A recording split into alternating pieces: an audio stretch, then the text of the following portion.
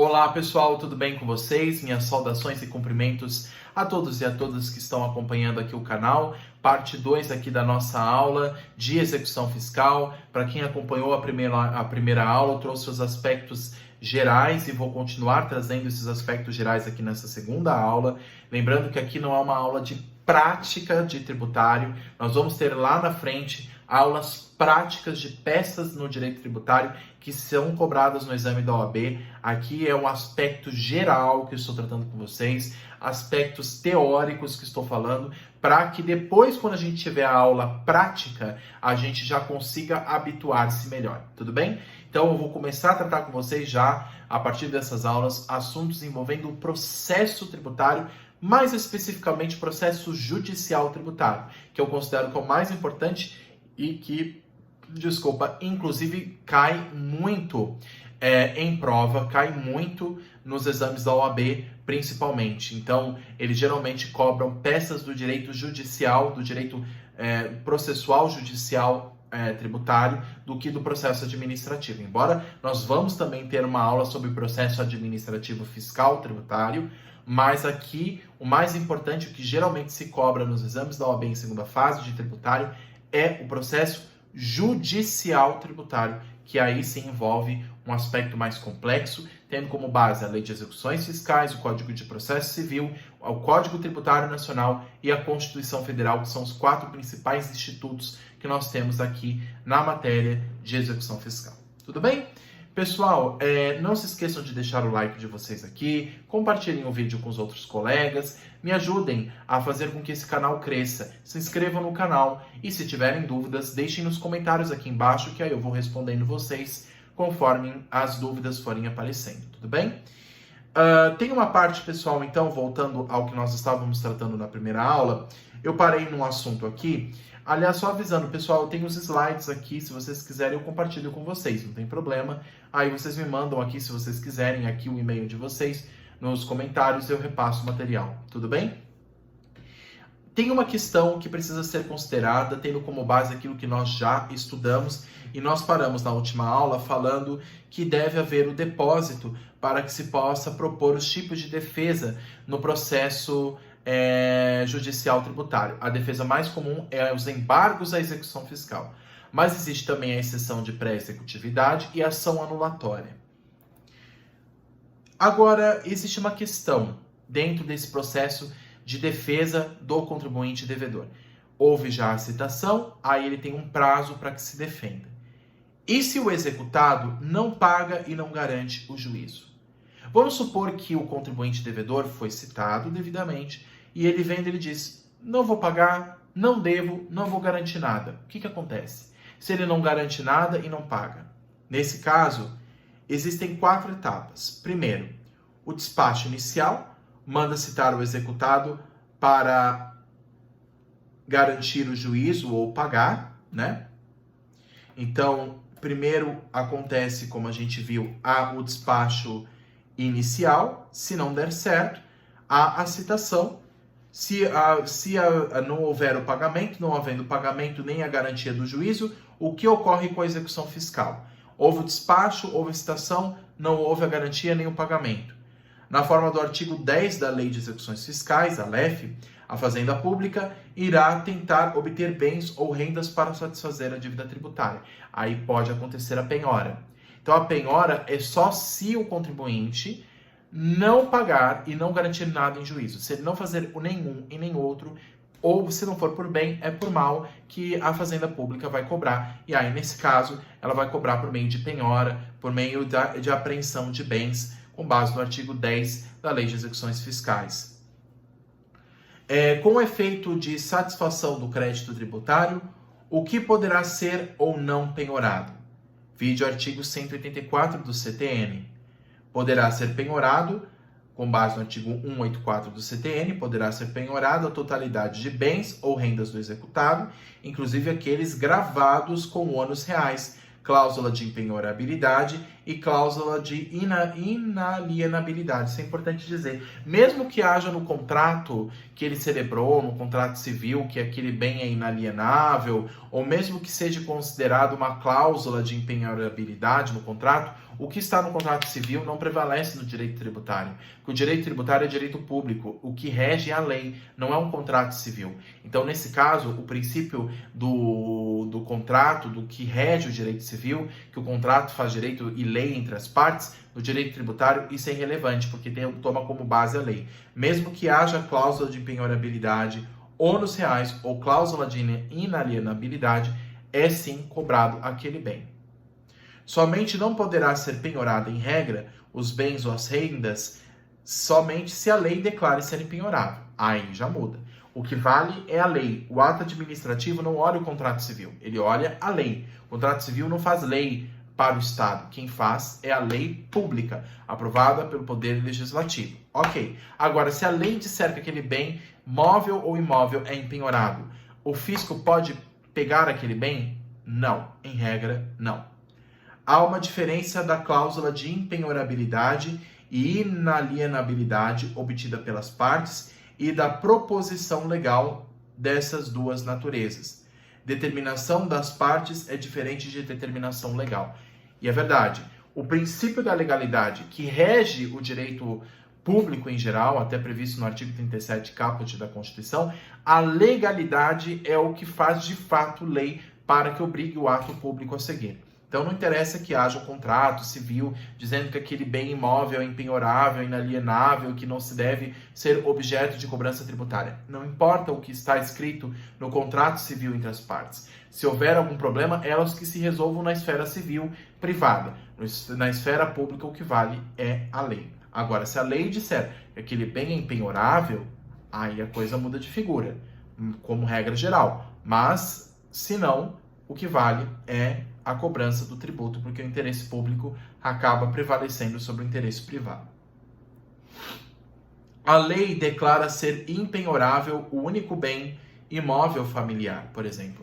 O artigo 1º da Lei 8.009 de 90 diz que o único bem imóvel familiar que a pessoa tem como moradia, residência e até mesmo usando para fins de trabalho, se ela tem apenas um único imóvel e não possui nenhum outro, esse bem é considerado, portanto, impenhorável. É considerado um bem de família, né? Como até mesmo o direito civil fala, o artigo 1º da Lei 8.009 de 90. Aí existe uma questão da lei. A lei faz força para os atos do Estado. Agora tem um cuidado, pessoal, que é importante dizer mesmo nesses casos. Se a dívida tributária for do imóvel, mesmo sendo o único, ele poderá ser penhorado. Porque o artigo 3º, inciso 4º da Lei 8.009 de 90, ele traz essa possibilidade. Mesmo que seja o único bem imóvel da família, se ele é objeto de dívida tributária, não é qualquer dívida tributária, ele pode ser, mesmo declarado impenhorável, ele pode ser penhorado. Por quê? Por que a dívida tributária tem esse poder e as outras não? Por que uma dívida civil não pode incidir sobre um bem impenhorável, mas uma dívida tributária pode? Porque a dívida tributária, pessoal, por ser uma dívida pública que serve para pagar os atos do Estado que financiam as atividades que são oferecidas à sociedade, existe um interesse público por trás. Aí o interesse público que dá legitimidade para que, mesmo sendo um bem imóvel impenhorável, no caso, esse bem possa ser penhorado, inclusive com base na mesma lei que a Lei 8.009 de 90, o artigo 3º, inciso 4. O rol contemplado no artigo 833 do CPC 2015 também é impenhorável. A regra geral é o que está na lei, mas existem exceções, como falei para vocês no artigo 3º, inciso 4º da Lei 8.009 de 90. Agora, a regra geral é essa que eu falei, o artigo 1º da Lei 8.009 de 90 e o artigo 833, grifem, artigo 833 do Código de Processo Civil de 2015, que também traz um rol contemplando os bens que são considerados impenhoráveis por lei. Poderá ser penhorado faturamento de empresas com base no artigo 866 do CPC 2015, desde que não venham inviabilizar a atividade da empresa e desde que outros bens não sejam encontrados. Então, o faturamento da empresa também, o que ela ganha, ela pode ser objeto de penhora, desde que não venha a inviabilizar a sua atividade, desde que ela não perca a sua atividade, desde que ela não entre em falência e desde que também ela não tenha outros bens que possam ser penhorados. O bem penhorado poderá ser substituído? Isso é importante dizer. Uma vez escolhido um bem a ser penhorado, a ser retirado pelo poder público, como garantia de pagamento, o bem penhorado poderá ser substituído? Sim, vide o artigo 15 da Lei de Execuções Fiscais. A CDA, a título executivo, que dá a possibilidade de execução fiscal, requisitos da CDA, artigo 202 do CTN. Então, o bem penhorado poderá ser substituído? Vamos ler primeiro o artigo 15 da Lei de Execuções Fiscais para ficar mais claro.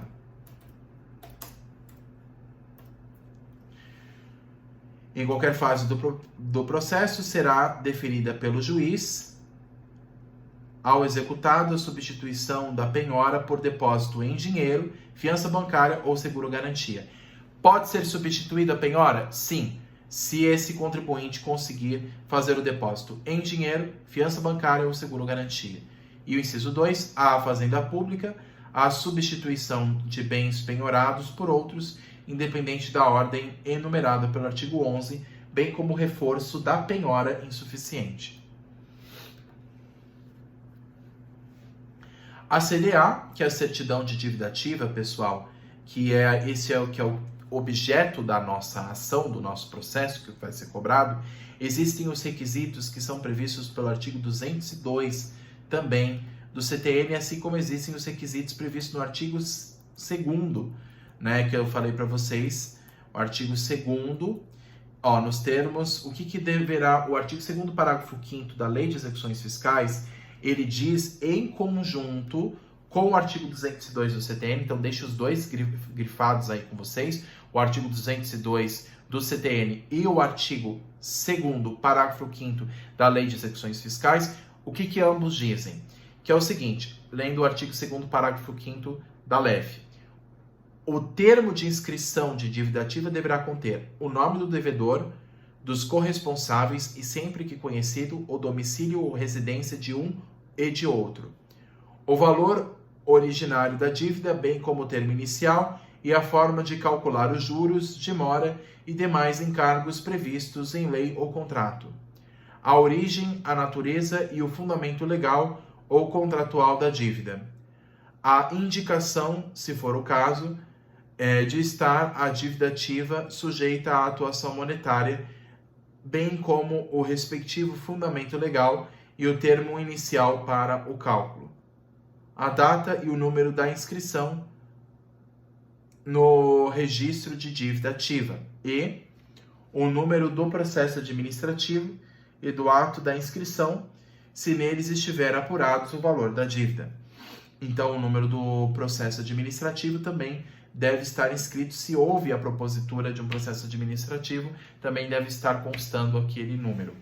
Então, a CDA deve constar todas essas informações para que fique claro ao juiz a quem ele está se referindo, ao que se está se referindo a CDA. A CDA é um título executivo extrajudicial. Ela é proposta pelo poder público, pela fazenda pública, para que se cobre aquele dinheiro devido ao contribuinte. Se ele não pagar, essa CDA vai ser juntada à ação de execução fiscal para que assim possa ser dado início ao processo de execução fiscal regido pela LEF que nós estamos estudando aqui.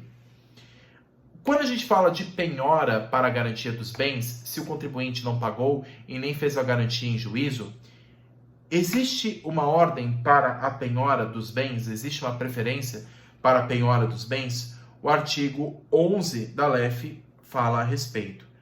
A constrição, penhora de bens, terá uma ordem. O artigo 11, inclusive, pessoal, da LEF, lá embaixo, se vocês olharem aqui, ele diz: a penhora ou arresto de bens obedecerá à seguinte ordem, no caso: dinheiro em primeiro, depois título da dívida pública, terceiro, pedras e metais preciosos, 4, imóveis, 5, navios e aeronaves, 6, veículos, 7, móveis ou semoventes, e 8, direitos e ações. Então existe essa ordem, tendo sempre como base principal o dinheiro, que é a forma principal de se pagar um tributo ou uma dívida tributária, é por dinheiro. Então, existe essa previsão prevista no artigo 11 da LEF, essa ordem para a penhora de bens. O artigo 202 do CTN diz o seguinte, pessoal, que é aquele que fala dos requisitos da CDA. O termo de inscrição da dívida ativa, autenticado pela autoridade competente, indicará obrigatoriamente, como está falando, inclusive o artigo 2º parágrafo 5º da LEF, ele diz o nome do devedor e, sendo o caso, o dos corresponsáveis, bem como, sempre que possível, o domicílio ou a residência de um e de outro. 2. A quantia devida e a maneira de calcular os juros de mora acrescidos. 3. A origem e natureza de crédito, mencionada especificamente à disposição da lei em que seja fundado. 4. A data em que for inscrito. 5. Sendo o caso, o número do processo administrativo de que se originar o crédito. Parágrafo único. A certidão conterá, além dos requisitos desse artigo, a indicação de livro e da folha de inscrição. Então, a certidão conterá, além dos requisitos desse artigo, a indicação do livro e a folha de inscrição onde está constando aquela CDA. O rol de itens necessários para que a CDA seja válida estão previstas, então, no artigo 202 do CTN e o artigo 2º, parágrafo 5º da Lei de Execuções Fiscais. E devem ser observados todos esses requisitos. Se faltar um deles, a CDA é inválida. Se a CDA não preencher os requisitos solicitados, a CDA será nula e, com isso, ocorrerá a extinção da execução fiscal. Por isso que a CDA deve ser feita de maneira muito criteriosa para não haver erros. A CDA que não preencher os requisitos poderá ser substituída. Aí o artigo 203 do CTN diz. Deixa eu colocar aqui o Código Tributário Nacional. Coloquem aí para vocês o artigo 203 do CTN, que ele diz para nós. Ele diz o seguinte: a omissão de quaisquer dos requisitos previstos no artigo anterior, o 202, ou o erro a eles relativo, são causas de nulidade da inscrição do processo de cobrança nela decorrente, mas a nulidade poderá ser sanada até a decisão da primeira instância. Enquanto não houver a decisão da primeira instância, essa nulidade pode ser sanada mediante substituição da certidão nula, devolvendo ao sujeito passivo, acusado ou interessado, o prazo para a defesa, que somente poderá versar sobre a parte modificada. Então, é possível que seja substituída a certidão nula, desde que isso seja feito antes da decisão de primeira instância, com base no artigo 203 do CTN. A súmula 392 do STJ diz o seguinte: a Fazenda Pública pode substituir a CDA até a prolação da sentença de embargos, quando se tratar de correção de erro material ou formal, vedada a modificação do sujeito passivo da execução. Quer por erro formal, material ou omissão, a CDA poderá ser substituída até o julgamento de primeiro grau. Mas sempre a CDA poderá ser substituída? A CDA jamais poderá ser substituída se houver erro no que tange à identificação do sujeito passivo. Isso é importante dizer. Se houver um erro na identificação do sujeito passivo, ela não vai ser substituída. Mas se faltar os outros requisitos, ela pode ser substituída por uma nova CDA. E aí, inclusive, o contribuinte devedor ele terá um novo prazo para apresentar a sua defesa. Como ocorrerá ou como irá ocorrer a intimação do procurador do exequente na execução fiscal? O artigo 25 da LEF diz: a intimação será sempre pessoal, mediante a assinatura dos autos.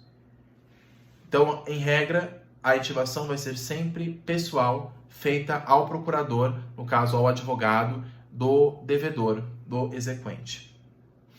Desculpa, o procurador do exequente é quem propõe a execução. Então, ele vai ser citado, mas sempre de maneira pessoal, mediante a assinatura dos autos. E se a CDA for cancelada, extinguindo a execução fiscal, antes da decisão de primeira instância? haverá ônus sucumbenciais, artigo 26 da LEF, exceto se a CDA for extinta antes da citação da execução. Então é importante dizer isso. Se a CDA for cancelada, extinguindo a execução fiscal, antes da decisão de primeiro grau, o procurador não vai ficar no prejuízo. Então, se houve o cancelamento da execução fiscal, todo aquele trabalho que ele fez até ali, até o cancelamento da CDA, não vai ser simplesmente de graça. Ele vai ter o ônus sucumbenciais, ele vai ter a recompensa pelo trabalho que ele exerceu até aquele momento, até a extinção do processo, exceto se a CDA for extinta antes da citação da execução. Se ela for extinta antes da citação, antes da defesa, aí o procurador não vai receber nenhuma indenização, nenhum ônus sucumbenciais. Do contrário, passou a citação, se foi extinta a execução, se foi cancelada a CDA, aí nesse caso o procurador ele vai ter direito aos ônus sucumbenciais. Não existem mais a ordem de preferência entre os credores públicos. Isso é importante dizer, isso foi revogado na Lei de Execução Fiscal. Vamos supor que haja uma ordem de preferência de União, Estados, municípios e o Distrito Federal. Vamos supor que haja essa ordem. Existe uma ordem de preferência hoje? Não existe. O ente público, não importa se é um ente público da administração direta ou uma autarquia, não importa quem o seja, não existe essa ordem de preferência de credores. Existe de bens a serem penhorados, mas não existe de credores. Como se faz para discutir a dívida ativa? Como é que a gente discute a dívida ativa? A súmula 28 do STF, assim como a súmula vinculante do STF, assim em conjunto também o artigo 38 da LEF, fala a respeito disso. O artigo 38 da LEF, o que ele diz o seguinte para nós? Ele fala o seguinte, o 38 da LEF. A discussão judicial da dívida ativa da Fazenda Pública só é admissível em execução, na forma desta lei, salvo nas hipóteses de mandado de segurança, ação de repetição de indébito tributário ou ação anulatória do ato declarado da dívida. Esta presidida do depósito preparatório do valor do débito, monetariamente corrigido e acrescidos dos juros e multas de mora e demais encargos. Parágrafo único. A propositura pelo contribuinte da ação prevista nesse artigo importa em renúncia ao poder do recorrente na esfera administrativa e desistência do recurso a caso interposto. Então, a discussão da CDA só é admissível em execução, na forma da lei, salvo as hipóteses mediante mandado de segurança, ação de repetição, ação anulatória do ato declaratório, esta presidida do depósito do valor do débito. E a súmula 28 do Supremo Tribunal Federal, e que diz essa súmula 28 do STF? A súmula vinculante, melhor dizendo.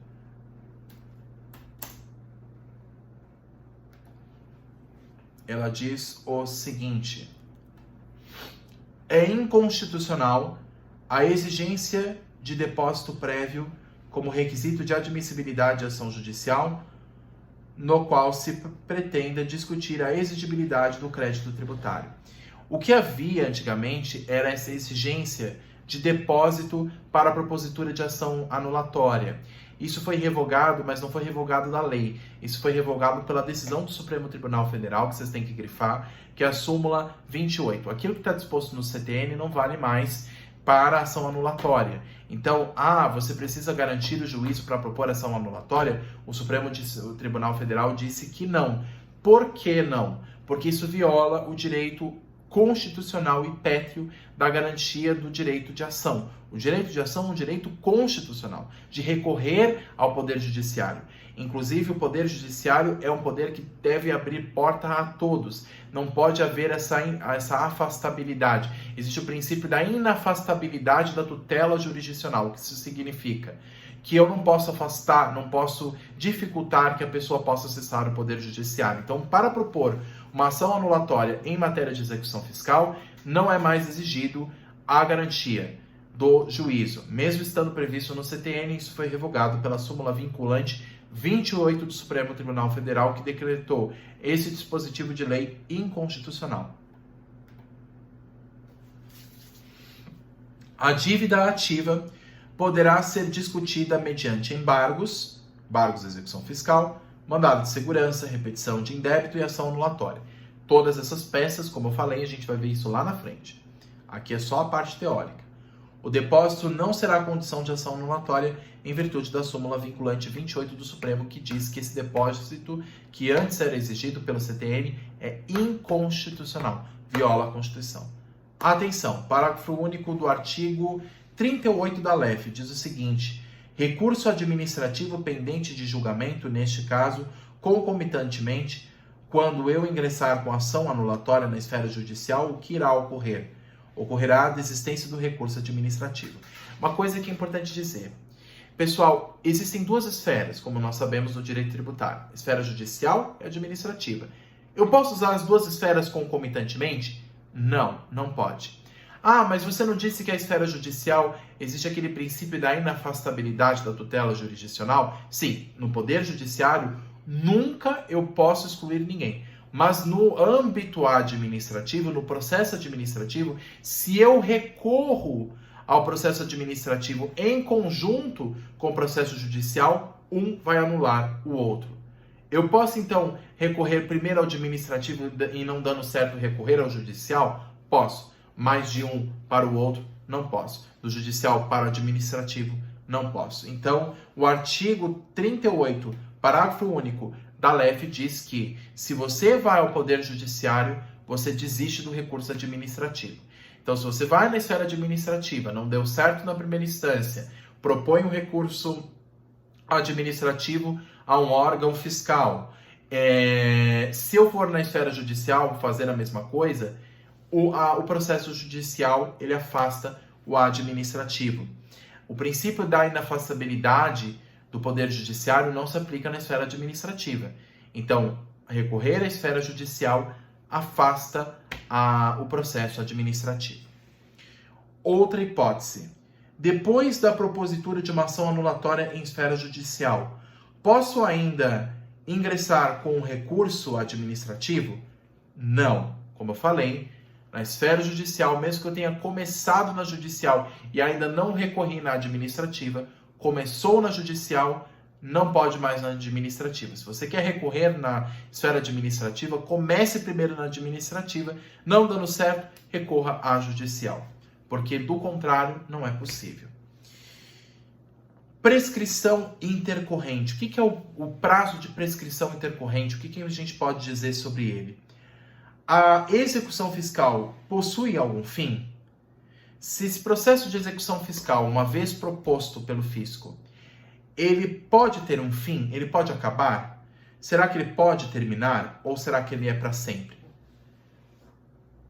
Ele vai acabar. E esse processo é o processo que tem aquele prazo que a gente chama de prescrição intercorrente, que é em regra de 5 anos. Existe um prazo de 5 anos para a execução fiscal. Se nesses 5 anos o poder público não conseguir fazer nada, existe a extinção do processo fiscal executivo, tá? Então, o processo de execução fiscal, se houver a prescrição intercorrente de 5 anos, se não observado o prazo de 5 anos, não pode mais ser proposto novamente. Existe a extinção desse processo. A prescrição é o prazo que o fisco terá para exigir, para cobrar o crédito tributário. O artigo 174 do CTN fala sobre isso. O prazo prescricional terá início no primeiro dia após o vencimento. Então, houve o vencimento do prazo de 5 anos, já no primeiro dia seguinte, já há esse prazo prescricional, a prescrição intercorrente.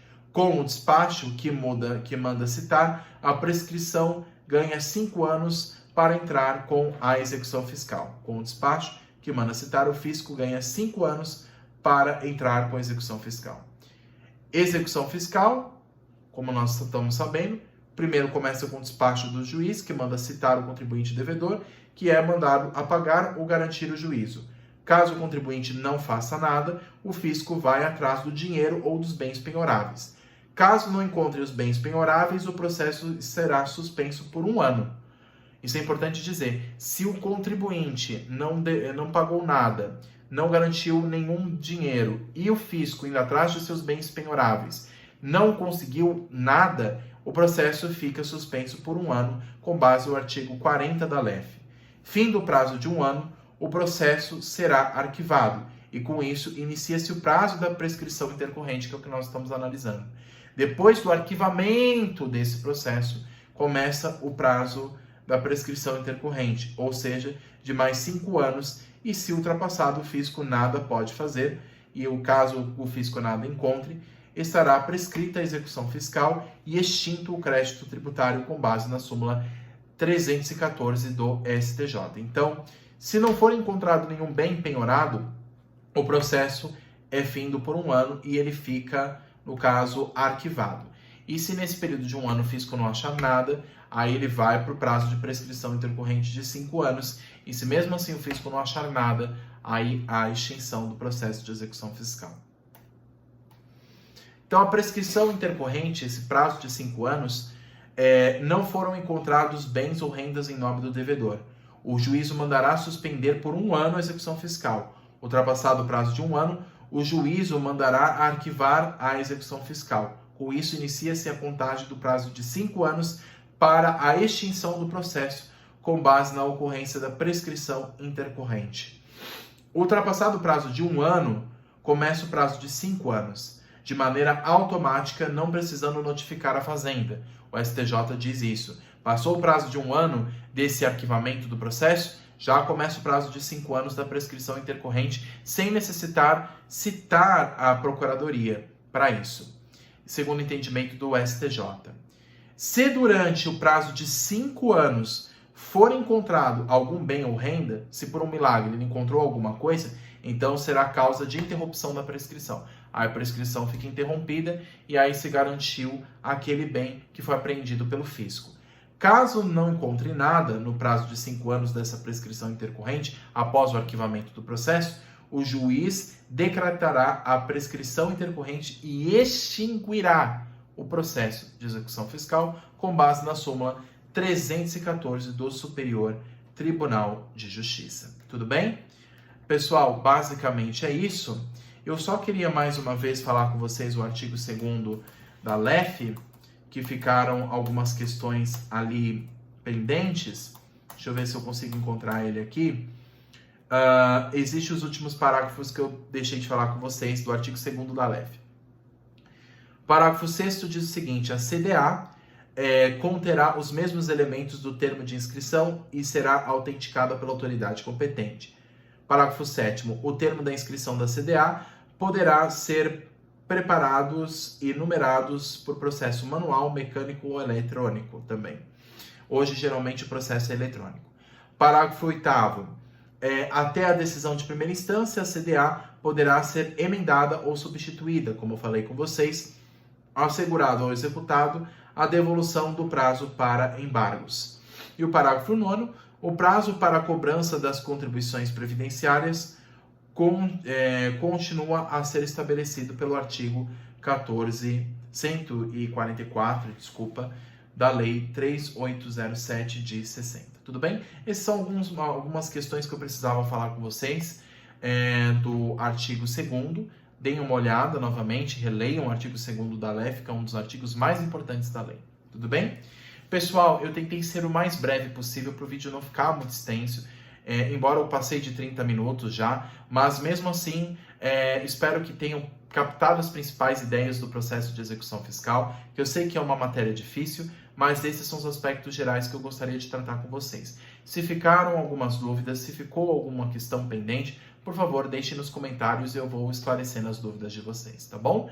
Obrigado a todos pela atenção e até a próxima. Tchau, tchau!